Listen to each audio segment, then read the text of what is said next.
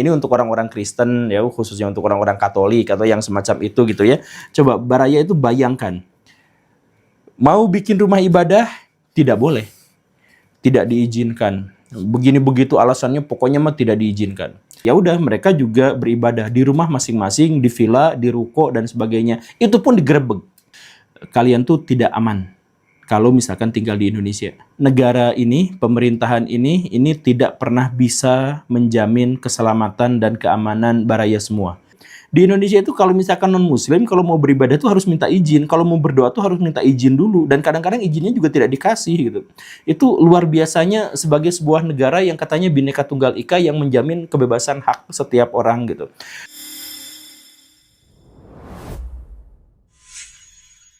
Bagaimana rasanya kalau Baraya hidup dalam situasi yang seperti ini? Satu waktu Baraya sedang sakit dan harus beristirahat penuh di rumah. Tetapi jam 3 pagi Baraya kaget dibangunkan oleh suara speaker masjid yang bisingnya luar biasa. Kaget, aduh.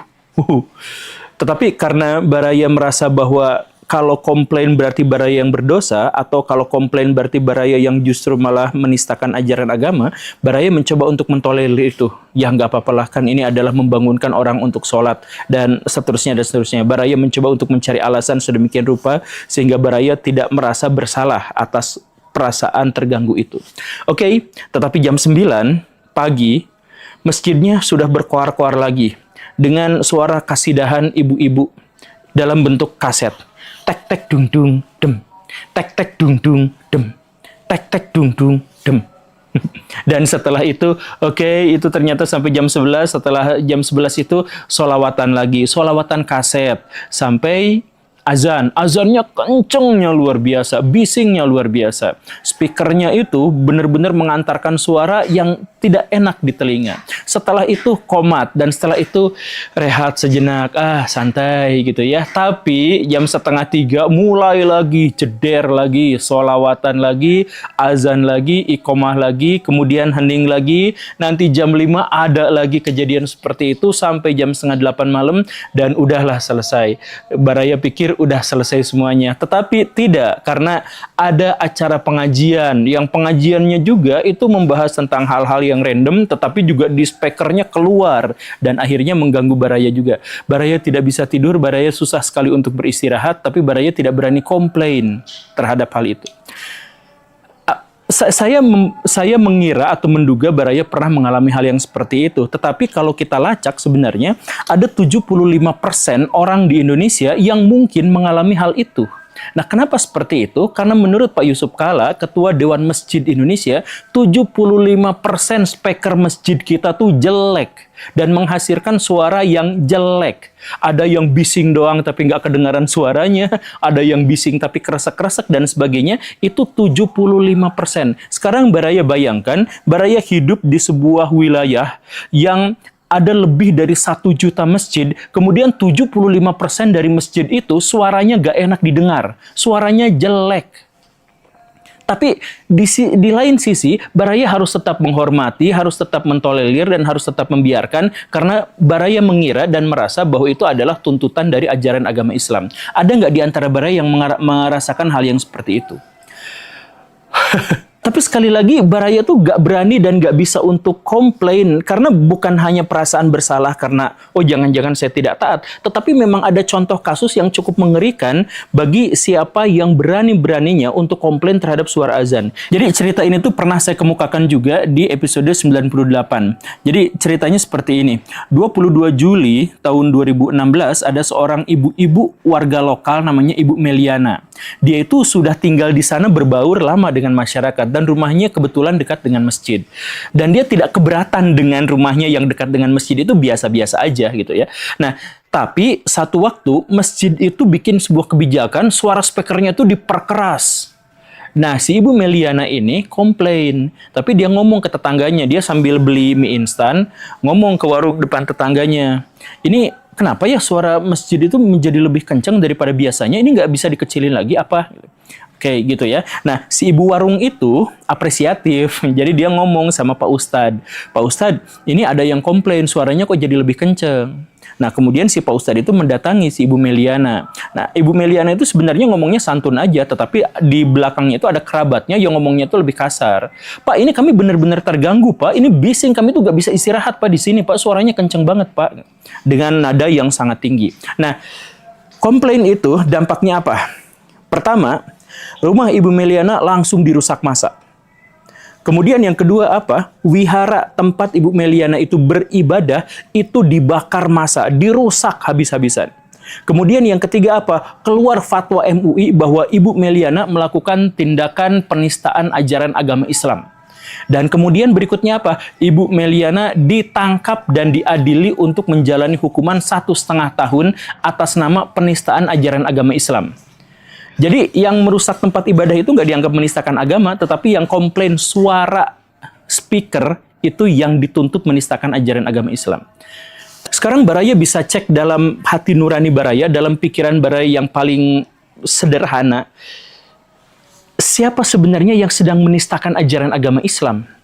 Kan jelas adalah orang-orang yang melakukan kerusakan terhadap rumah, properti, dan tempat ibadah Ibu Meliana. Ya kan? Dan bahwa Ibu Meliana komplain terhadap suara speaker itu tidak sama dengan komplain terhadap azan.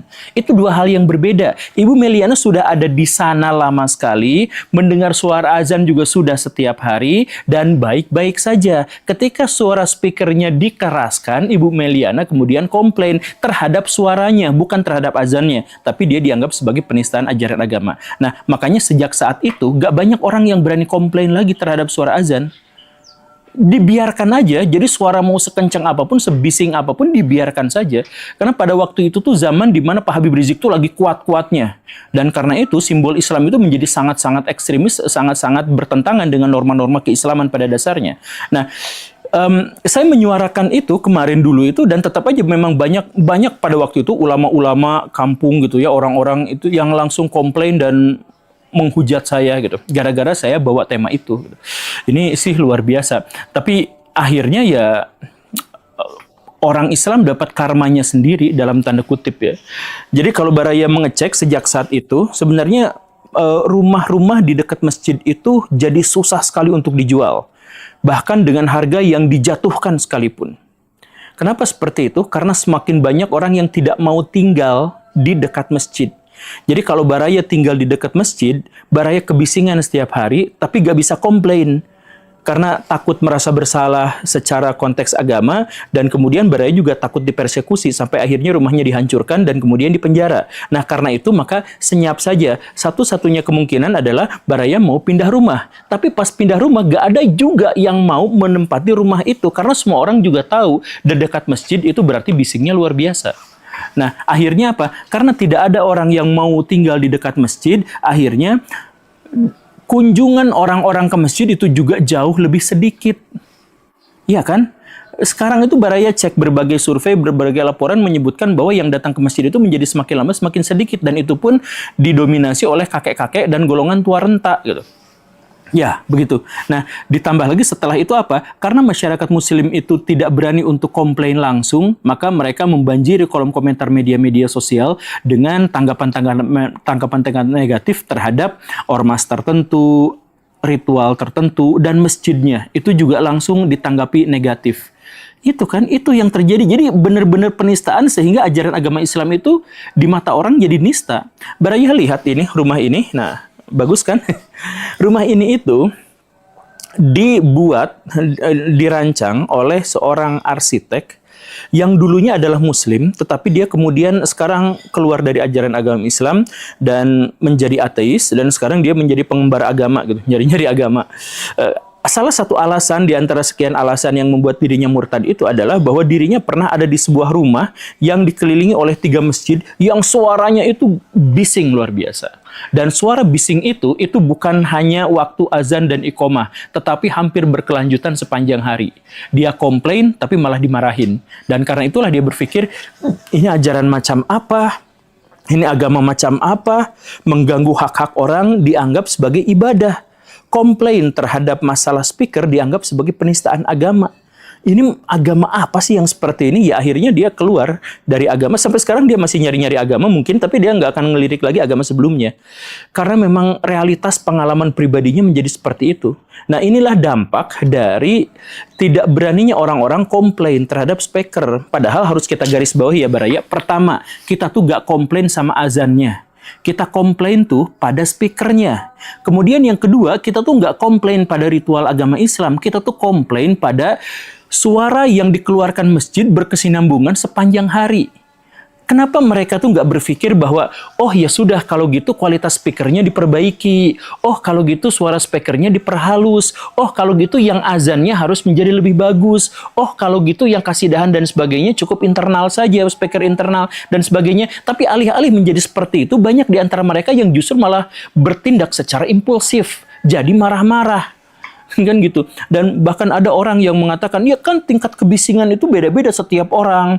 Ada yang menurut saya suaranya udah cukup, ada yang menurut orang terlalu bising, ada yang menurut orang terlalu keras, terlalu kecil, terlalu sedikit, dan sebagainya. Ya kan setiap orang beda-beda, jadi harus dikencengin aja. Apalagi ini kan harus menjangkau area yang lebih jauh gitu. Nggak gitu Baraya nih. Ini saya jelaskan begini ya Baraya.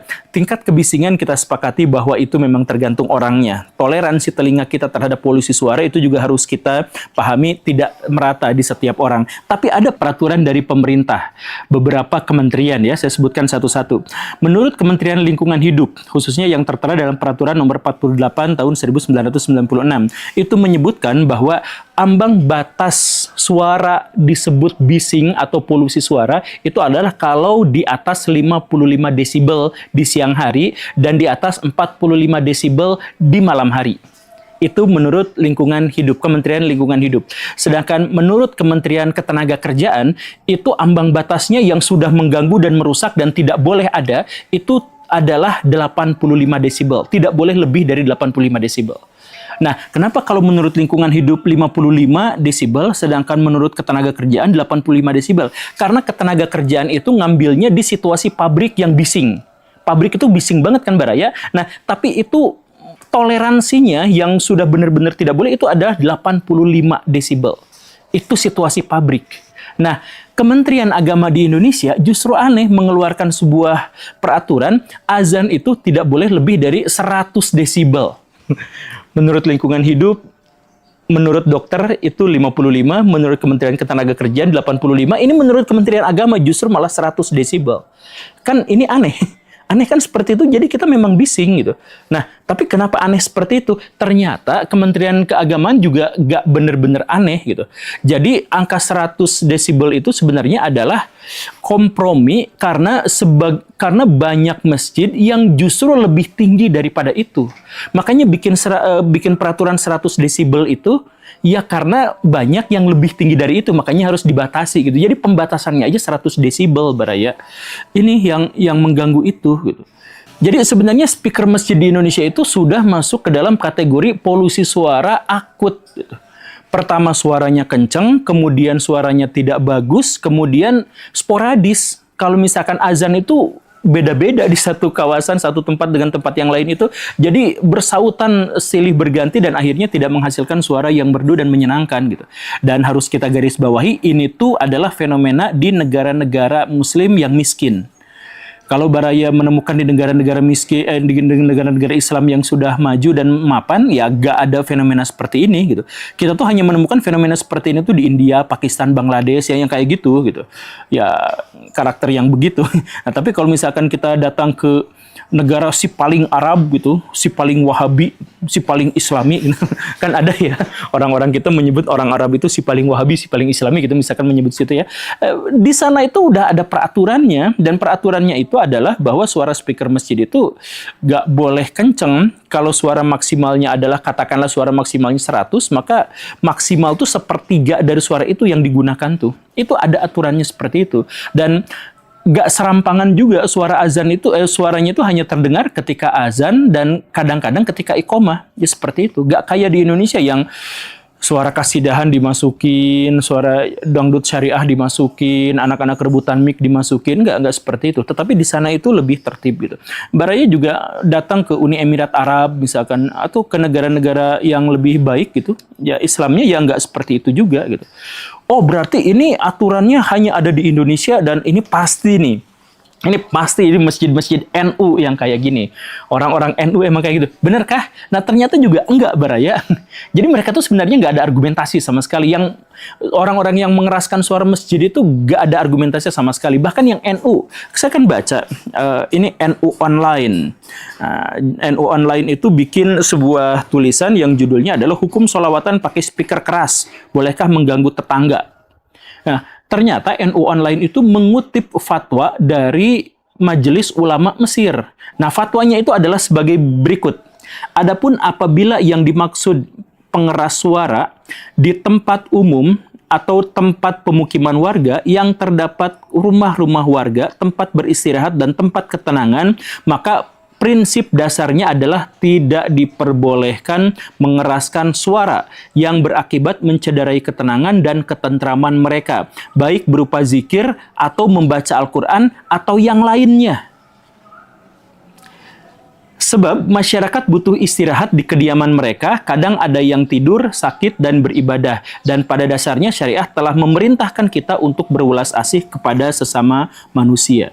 Nah, sekali lagi ya, membaca Al-Quran atau zikir atau yang lainnya di pemukiman warga dengan suara yang keras itu adalah haram alias tidak boleh menurut fatwa Majelis Ulama Mesir yang itu kemudian dikutip oleh NU Online. Nah, jadi sekarang kita satukan semuanya ya. Menurut kesehatan, menurut dokter tidak boleh lebih dari 55 desibel. Menurut orang yang kerja di pabrik yang ekstrim, itu maksimal banget tuh 85 desibel. Menurut orang-orang Arab tidak boleh terlalu kencang. Kemudian menurut orang-orang Mesir, fatwa Mesir itu juga tidak boleh. Dan menurut NU dengan demikian juga tidak boleh. Lalu yang mengeraskan suara di masjid itu dalilnya tuh mana, Baraya?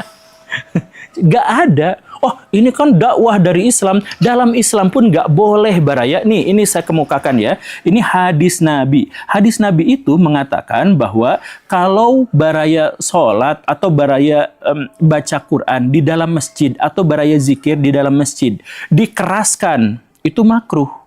Kalau ada yang merasa terganggu dengan itu, ada yang tidur, ada yang istirahat di masjid, atau ada yang sholat di masjid, kemudian Baraya baca Quran dengan suara keras, itu tuh gak boleh. Jadi baca Quran mengganggu orang yang tidur aja gak boleh, apalagi ini pakai speaker masjid yang kencengnya luar biasa, lebih dari 100 desibel. Jadi balik lagi ya, saya mengajukan pertanyaan kepada Baraya, itu argumentasi orang yang mengencangkan suara masjid itu alasannya apa? Menurut Islam gak boleh, menurut ulama-ulama gak boleh, menurut dokter gak boleh, menurut kementerian gak boleh, menurut ormas terbesar di Indonesia juga mengutip itu gak boleh. Lalu argumentasi mereka tuh apa? Gak ada. Mereka tuh memang hanya untuk merusak ajaran agama Islam agar masjid dijauhi, agar masyarakat juga tidak mau datang ke masjid. Mungkin alasannya adalah seperti itu gitu. Mungkin. Makanya yuk kita sama-sama lawanlah orang-orang yang seperti itu, Baraya, karena jangan merasa bersalah, jangan merasa berdosa ketika kita mencoba untuk menghardik orang-orang yang menjauhkan syariat Islam dari realitas masyarakat. Kita sampaikan aja kepada mereka bahwa ini tuh di luar ajaran agama Islam, ini tuh mengganggu, ini tuh tidak boleh. Ya, sampaikan aja seperti itu. Dan ini pun adalah bagian dari jihad. Kalau misalkan Baraya sampai dipersekusi dan sebagainya, ya amit-amit kayak Ibu Meliana gitu ya.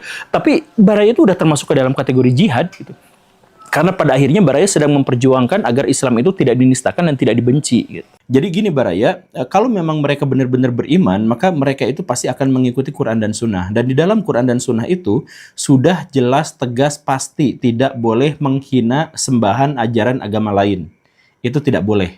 Dan bahkan disebutkan juga di dalam Al-Quran kenapa tidak boleh, karena keniscayaan mereka pun akan menghujat Tuhan kita. Begitu kan? Tapi mereka melakukannya. Ada salib dicabut gitu ya, terus dibanting ke tanah apa segala rupa, mungkin yang semacam itu mereka melakukannya. Jadi kalau mereka benar-benar beriman, maka mereka tidak akan melakukan hal yang seperti itu. Jadi tindakan mereka sebenarnya bukan wujud dari keimanan mereka, tapi wujud dari rendahnya nalar mereka. Kemudian kalau mereka memang benar-benar beriman, maka mereka itu harusnya tunduk patuh pada otoritas pemerintah. Jadi mereka mungkin boleh berkomentar, mereka boleh mengkritik di jalurnya, tetapi kalau mereka harus main hakim sendiri, maka itu sebenarnya ada di luar syariah. Itu dilarang oleh syariah. Bahkan untuk beberapa negara Islam yang menerapkan hukuman yang semacam ini, orang-orang yang tadi itu bisa saja dihukum mati atau hukum potong tangan dan kaki. Karena sebelah-sebelah gitu. Kalau misalkan yang ekstrim gitu. Kenapa seperti itu? Ya karena tindakan melawan pemerintah atau melawan otoritas pemerintah itu benar-benar sangat berat hukumannya dalam ajaran agama Islam. Jadi kalau mereka benar-benar beriman dan berislam, mereka tidak akan melakukan hal yang semacam ini. Kemudian masalah berikutnya adalah mereka pada akhirnya akan merusak dakwah dan menghalang-halangi ulama-ulama untuk menyebarkan ajaran agama Islam. Jadi orang Islam di Indonesia zaman sekarang hanya untuk mengatakan bahwa Islam itu agama damai itu udah susah sekali. Karena tindakan dari mereka. Jadi mau Ustadz Basalamah ngomong, mau Ustadz Adi Hidayat ngomong, mau Ustadz Abdul Somad ngomong dan sebagainya, itu mereka tuh dakwahnya nggak akan jauh dari batas urusan-urusan ibadah gitu.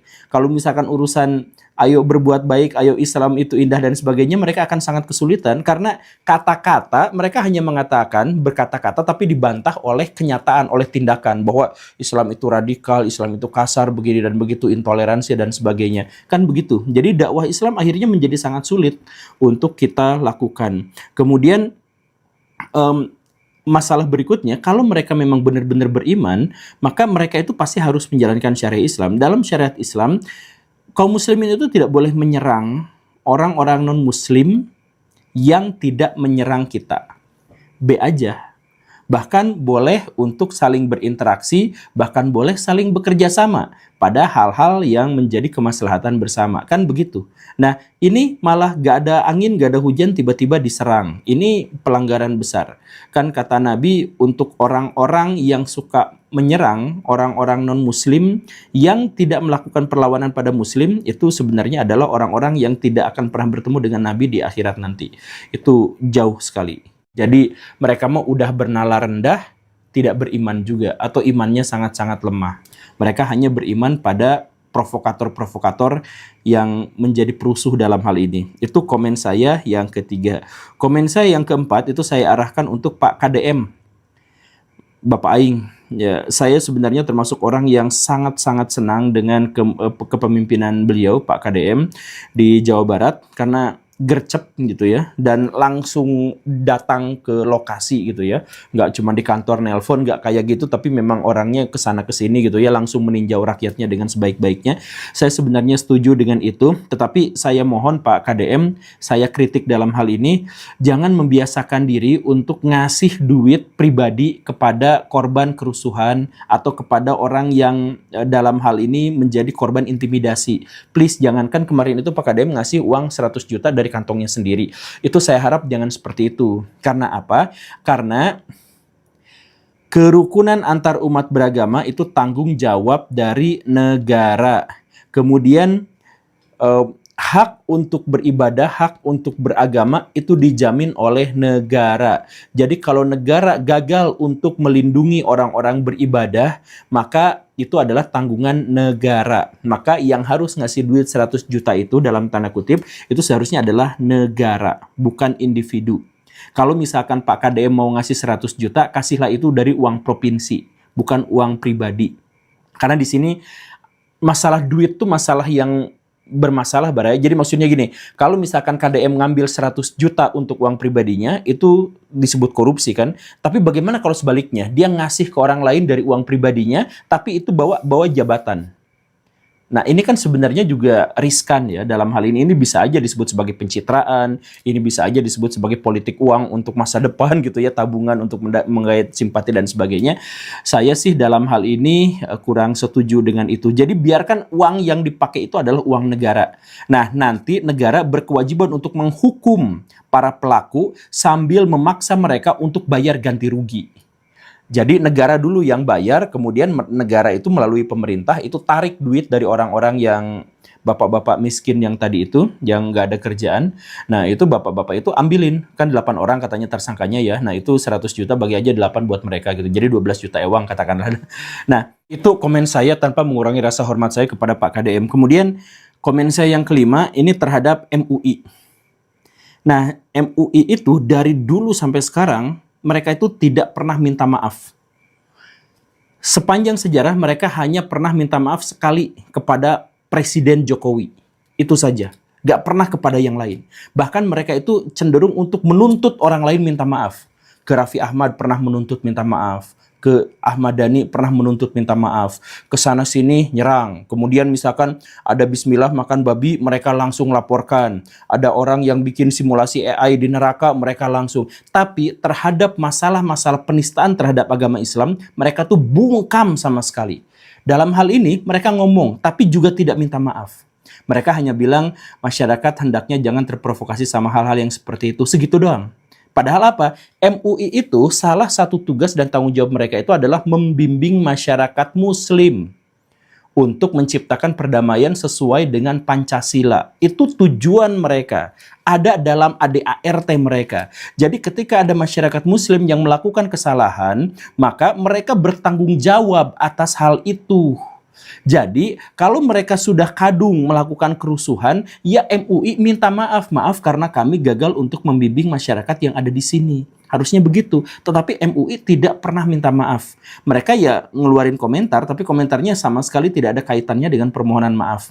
Ini menunjukkan kesombongan yang luar biasa dalam hati-hati mereka gitu. Ya mungkin seperti itu kan, saya tidak bisa memiliki alat mengidentifikasi orang itu isinya hatinya sombong atau enggak. Cuman terindikasi seperti itu. Coba misalkan Baraya lihat ya. Ini beberapa kasus yang terjadi pada MUI. November tahun 2021, anggota MUI itu namanya Ahmad Zain An-Najah itu ketahuan jadi teroris. Ketahuan extraordinary crime, terorisme.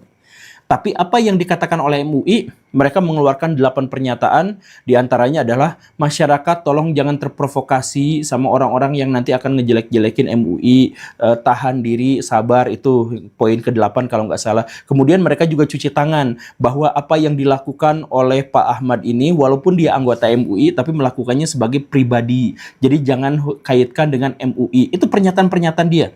Jadi bahkan ketika mereka memiliki anggota-anggota yang melakukan tindakan paling jahat sekalipun, mereka tuh gak pernah minta maaf. Itu kan jahat, extraordinary crime. Anggotanya melakukan itu, tapi dia gak minta maaf, malah cuci tangan. Atau misalkan kasus yang lain, Desember tahun 2016, bendahara MUI, namanya Fahmi Darmawansyah. Beliau itu korupsi, sekian ratus miliar rupiah. MUI juga tidak minta maaf. Cuman bilang nanti kami akan klarifikasi sama orangnya. Dan ujung-ujungnya ya kasus itu adalah kasus yang dilakukan oleh pribadi yang tidak ada hubungannya dengan MUI. Itu saja. Atau misalkan kasus COVID. Waktu COVID itu awal menyerang, mereka MUI itu kan termasuk yang ribut. Ini vaksinnya halal atau haram dan sebagainya. Padahal pada waktu itu negara sedang genting-gentingnya malah ngeluarin fatwa. Yang akhirnya masyarakatnya bingung, pemerintahnya juga jadi bingung pada waktu itu. Ini gimana? Ini yang kita sebarkan kok jadi haram tiba-tiba dan sebagainya gitu ya. Saya kurang jelas pada waktu itu keributannya, tetapi intinya adalah di situ MUI sempat sedikit melakukan kebingungan terkait dengan fatwa-fatwa mereka itu soal vaksin ini haram, halal dan sebagainya, dan itu cukup meresahkan masyarakat. Itu juga MUI tidak minta maaf. Jadi sekali lagi mereka melakukan begitu banyak kejahatan atau anggota-anggota mereka melakukan banyak kejahatan, tapi MUI secara lembaga tidak pernah melakukan minta maaf kepada siapapun. Yaitu satu-satunya permohonan maaf mereka itu adalah hanya kepada Pak Jokowi saja. Dan itu pun Pak Jokowi minta maaf, lalu mereka balik minta maaf, saya juga minta maaf. Ya kayak gitu saja, sisanya tidak. Jadi Baraya pikirkan kalau misalkan ada satu pihak yang banyak sekali melakukan kejahatan, dan sebenarnya wajar kalau misalkan melakukan kejahatan ya. Kalau misalkan ada satu pihak yang anggota-anggotanya atau diri mereka sering melakukan kejahatan tapi tidak minta maaf, satu-satunya alasan adalah mereka itu sangat-sangat sombong. Dan kesombongan itu adalah karakteristik dari setan. Bagaimana ceritanya sebuah lembaga keagamaan itu karakteristiknya penuh kesombongan seperti itu, saya tidak tahu. Tapi saya sih menduga Baraya meninggal duluan daripada mendengar berita bahwa MUI akan minta maaf kepada pihak lain, bahkan ketika mereka melakukan kesalahan. Dan komen saya yang terakhir, itu saya tujukan untuk korban. Saya tidak akan mengatakan bahwa saya juga turut prihatin dan lain-lain, memotivasi mereka berlebihan, ya enggak juga, karena saya tidak mengalami itu gitu. Jadi saya tidak akan berpura-pura untuk merasakan penderitaan mereka, ya tentu saja saya tidak. Cuman saya pikir sih saya hanya bisa memperkirakan apa yang ada dalam hati mereka, kepanikan mereka ketika terjadi itu gitu. Tetapi sisanya ya saya tidak akan berani berpura-pura. Cuman saya ingin menegaskan kepada teman-teman yang menjadi korban di sana bahwa negara ini, pemerintahan ini tidak pernah bisa menjamin keselamatan dan keamanan baraya semua. Bahkan ketika baraya sah untuk melakukan ibadah gitu. Ya, bayangin aja baraya itu kan sebenarnya gini ya, ceritanya ini untuk orang-orang Kristen ya, khususnya untuk orang-orang Katolik atau yang semacam itu gitu ya. Coba baraya itu bayangkan, mau bikin rumah ibadah tidak boleh, tidak diizinkan. Begini begitu alasannya, pokoknya mah tidak diizinkan. Akhirnya apa? Kan kebutuhan untuk beribadah tetap harus disalurkan. Ya udah, mereka juga beribadah di rumah masing-masing, di villa, di ruko dan sebagainya. Itu pun digerebek. Jadi maunya apa si para penggerebek itu ya nggak tahu juga. Jadi mau beribadah bikin bangunan nggak boleh, mau di rumah masing-masing juga tidak boleh gitu. Jadi baraya mau ibadah juga nggak boleh. Ini kasus yang terakhir ini, ya dia cuma retreat datang ke situ. Ya memang ada doanya, ada kegiatan doanya juga. Ya tapi kan masa doanya juga harus minta izin gitu. Di Indonesia itu kalau misalkan non-muslim, kalau mau beribadah tuh harus minta izin. Kalau mau berdoa tuh harus minta izin dulu. Dan kadang-kadang izinnya juga tidak dikasih gitu.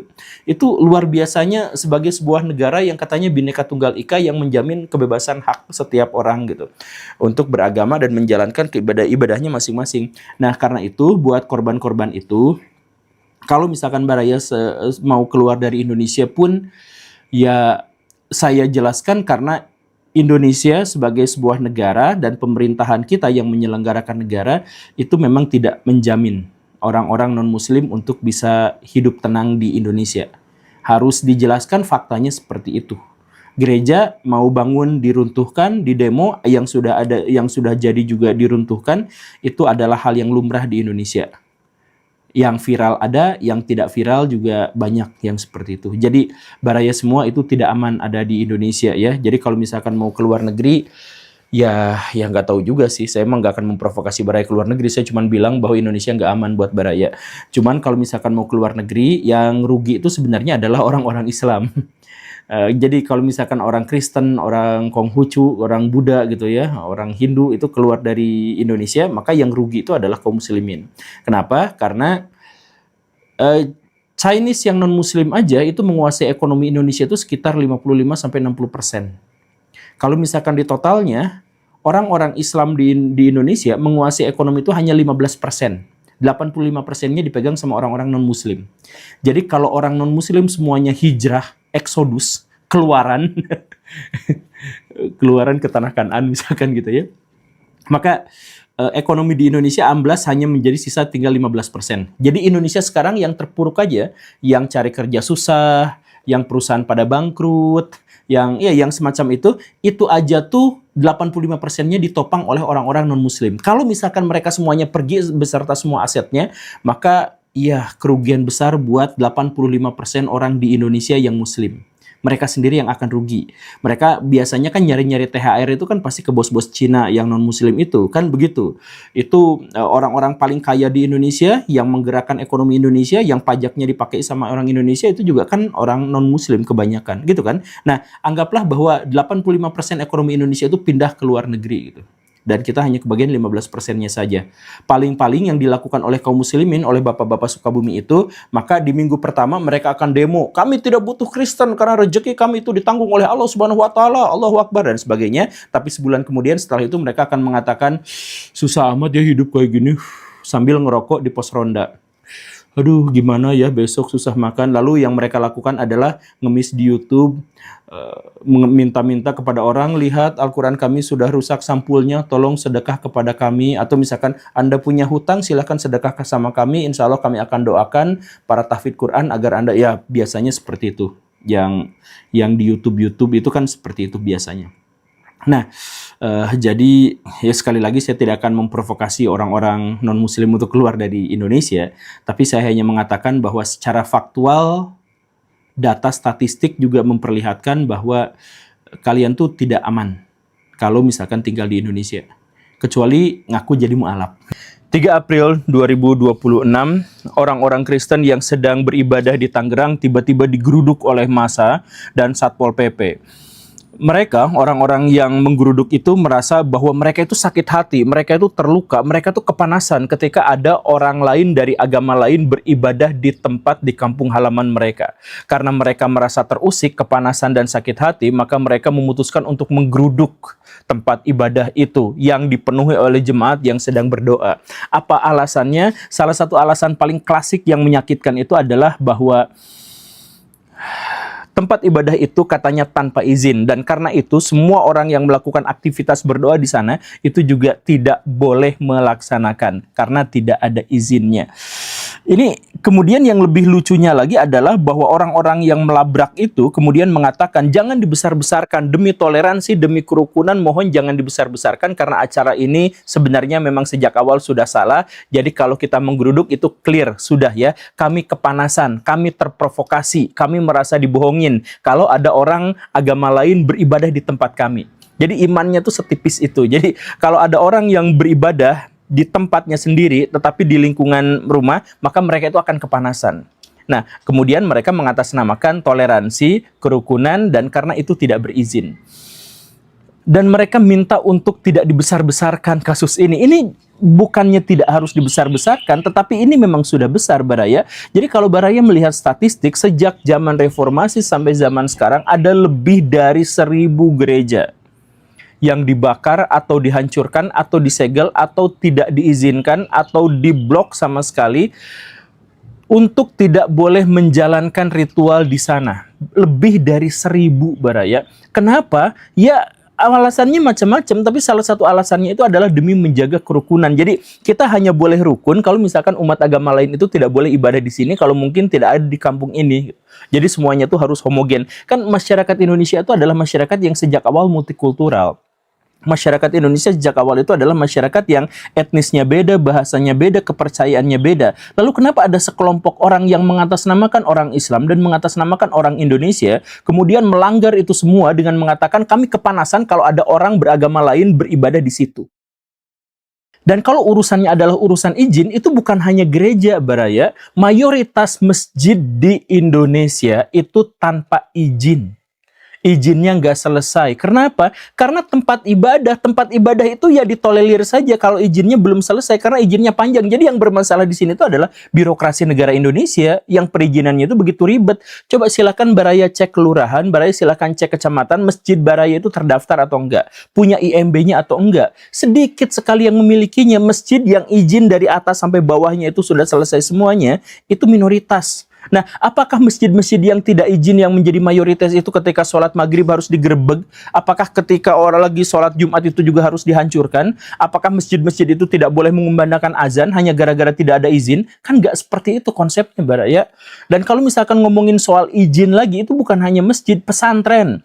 Ada 40.000 pesantren di Indonesia dan atau lebih. Dan hanya 50-an saja pesantren itu yang izinnya lengkap dari awal sampai akhir. Apakah kemudian 40 ribuan pesantren itu kemudian harus disegel, harus digeruduk, harus dibakar, harus tidak boleh ada kegiatan pendidikan di sana? Kan nggak gitu mikirnya itu. Itu hanya gara-gara orang beragama lain beribadah, berdoa, kemudian kita kepanasan dan cari alasan izin apa segala rupa untuk menyelenggarakannya. Padahal ada pesantren yang tidak ada izin, tidak ada perencanaan, sampai runtuh sama sekali, menimpa puluhan orang di dalamnya. Justru mendapatkan bantuan miliaran rupiah untuk membangun kembali pesantren itu. Yang tidak ada izin IMB-nya itu. Kan ini ironi, Baraya. Jadi dalam hal ini kita kaum muslimin itu malu, Baraya. Di akhir zaman kaum muslimin itu benar-benar dipermalukan, dilecehkan, diintimidasi, mendapatkan perlakuan yang sangat buruk. Di media-media kita memiliki cap yang jelek dan sebagainya. Itu tuh fakta hari ini. Dan siapa yang membuat kaum muslimin itu dipermalukan, dilecehkan dengan cara seperti ini? Ya orang-orang kayak gitu. Orang-orang yang seperti itu, orang-orang yang ketika ada orang beragama lain beribadah, kemudian digeruduk, mengatasnamakan Islam, mengatasnamakan toleransi. Makanya saya tuh sering bilang, di akhir zaman kaum muslimin itu benar-benar berislam itu seperti menggenggam bara api. Sakitnya tuh luar biasa, Baraya. Jadi teknologi kita nebeng sama orang lain, kemudian ilmu pengetahuan kita nebeng sama orang lain, ekonomi kita mengemis sama pihak lain, aturan-aturan kita harus nginduk sama pihak lain, kemudian negara-negara muslim harus memuja dan memuji Putin hanya agar dia dapat sumbangan rudal, hanya agar mendapatkan sumbangan teknologi. Dan ketika kaum muslimin sekarang hanya bisa merengek dan meminta seperti itu saja, lalu kaum muslimin apa? Ada agama lain dirusak, ada penganut agama lain digangguin dan sebagainya. Di sisi lain mereka kalau sholat aja kadang-kadang di jalan dan bikin jalan macet. Itu kan memalukan. Dan yang luar biasanya apa? Ketika ada upaya untuk memperbaiki gimana caranya perbaikan ini, orang yang berupaya memperbaiki keadaan itu dihujat, dicaci maki, diancam bunuh, di-framing, difitnah segala rupa. Karena Islam tuh ya harus kasar, harus jahat, kelihatan di media tuh harus seperti itu. Jadi ada upaya segala rupa, kayak misalkan saya mengatakan hal yang seperti ini, itu di kolom komentar akan penuh, itu akan ada banyak ustadz-ustadz yang komentari bahwa kenapa si gembul ini selalu pro terhadap orang Kristen, pro terhadap orang Israel, pro terhadap PKI, begitu aja terus. Segala upaya untuk memperbaiki wajah kaum muslimin itu akan dianggap sebagai sebuah ancaman, dan orang yang melakukan itu akan diancam pembunuhan. Itu tuh real. Itu yang terjadi di akhir zaman, di zaman kegelapan ini. Ya, tapi masalahnya itu adalah kan kamu bukan ulama, jadi gak boleh ngomong-ngomong soal agama. Itu klasik banget mereka itu. Ya kalaupun saya anggap bukan ulama, kalau orang-orang yang berusaha untuk menyadarkan orang itu dianggapnya bukan ulama, ulamanya sekarang kemana? Tunjukkan di mana ulama yang mengomentari masalah-masalah yang seperti itu. Mereka ngumpet. Mereka sembunyi. Yang paling banter kalaupun mereka muncul, mereka akan membela orang-orang yang menggerebek itu, yang mempermalukan Islam itu. Itu pada faktanya itu di jajaran ulama-ulama bawah, di jajaran ulama-ulama yang per individu itu mereka nggak akan komen soal terkait dengan masalah-masalah seperti ini. Mereka takut kehilangan jamaahnya, mereka takut dibully dan dicaci maki. Jadi mereka akan biarkan saja kaum muslimin itu melakukan tindakan-tindakan yang mempermalukan agamanya sendiri demi jamaah mereka. Demi mereka dapat sumbangan sunduk terus-terusan setiap kali mereka buka pengajian. Ya mungkin seperti itu, tapi apapun alasannya yang jelas kita tahu bahwa mereka tidak bersuara sama sekali. Jadi kalau misalkan ada komentar, kenapa kamu yang berkomentar bukan ulama? Ulama-ulamanya nggak ngomong, Baraya, diam bungkam. Dan lihat organisasi-organisasi keulamaan mana yang ngomong? Senyap, bungkam. Ulama-ulama yang berafiliasi dengan kelompok besar, dengan organisasi besar, dengan ormas besar, ya sekarang juga mereka nggak ngomong apapun terkait dengan hal ini. Padahal ini tuh tanggung jawab mereka, Baraya. Ini tuh tanggung jawab NU, tanggung jawab Muhammadiyah, tanggung jawab MUI, dan sebagainya. Tapi ketika ada kasus seperti ini, mereka tuh nggak akan berbicara apa-apa.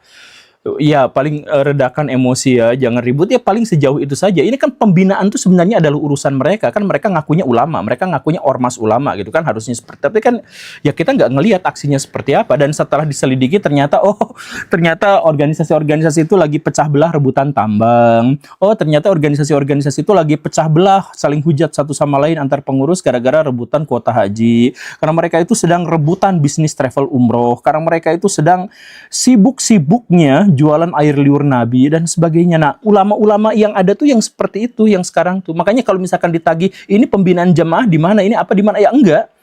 Rebutan tambang itu bisa menyebabkan mereka dua kubu yang katanya saling sayang itu jadi bermusuhan demi tambang. Tapi kalau misalkan terjadi umatnya yang melakukan pelecehan terhadap ajaran agamanya sendiri, mereka akan diam.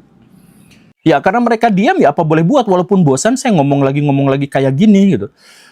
Tapi kan kaum muslimin apakah memang aslinya seperti ini? Ya coba Baraya lihat misalkan zaman keemasan, sekarang kan zaman kegelapan, itu zaman keemasan kejayaan Islam di dinasti Umayyah, atau misalkan yang lebih awal gitu. Dinasti Umayyah itu ada sebulan sekali itu perdebatan orang Kristen dan orang Islam dengan orang Buddha dengan orang Kristen di depan khalifah itu. Mereka itu berdebat, sharing, kemudian kitab-kitab dari agama lain diterjemahkan, apalagi itu di zaman Abbasiyah. Itu penerjemahan kitab-kitab suci dari agama lain, kemudian orang-orang beragama lain juga boleh masuk ke situ, bahkan ada pejabat terkemuka orang Kristen di zaman Abbasiyah itu namanya Huyain bin Ishaq. Dia tuh debator Kristen sekaligus juga pejabat negara, dan dia tuh suka diskusi sama orang-orang, sama khalifah, bahkan lawan tandingnya itu Al-Jahiz misalkan, yang muslim yang bikin teori evolusi yang semacam itu. Ya mereka tuh biasa-biasa aja, begitu tolerannya. Di Baghdad itu ada ratusan gereja dan ada puluhan sinagog. dalam populasi 1,5 juta manusia itu ada di situ, dan mereka tuh baik-baik saja dijamin oleh negara. Nah, itu adalah situasi orang-orang Islam ketika mereka tuh ada di zaman yang agak bener gitu. Nah sekarang ya ampun, astagfirullahaladzim. Makanya saya ingin nuntut kepada bapak-bapak kemarin itu yang di Tangerang itu, saya pengen nuntut ini, kenapa kalian itu begitu mempermalukan Islam? Kenapa niat banget untuk meruntuhkan kredibilitas orang-orang Islam? Kenapa kalian tuh niat banget untuk menghiasi media-media kita dengan kabar-kabar buruk yang anti-Islam? Kenapa setega itu? Kalian tuh dibayar berapa sama Dajjal sampai setega itu mempermalukan Islam terus-menerus? Dan Baraya, orang-orang yang kemarin menggeruduk itu ingat mati ya. Karena siapapun yang menghina Islam, yang menistakan Islam, yang mempermalukan Islam, itu ingat ya, setelah mati itu ada hari penghakiman, ada hari pembalasan, dan kalian semua itu akan dituntut oleh jutaan, oleh miliaran umat muslim karena mempermalukan Islam dari dalam. Dan bukan hanya miliaran kaum muslimin, ingat baik-baik, Nabi yang akan menuntut kalian. Karena Nabi sudah mengatakan, siapapun yang menyakiti kafir zimmi, maka akulah yang akan menuntut kalian di hari penghakiman. Itu Nabi sendiri yang akan menuntut, dan jutaan dan miliaran kaum muslimin.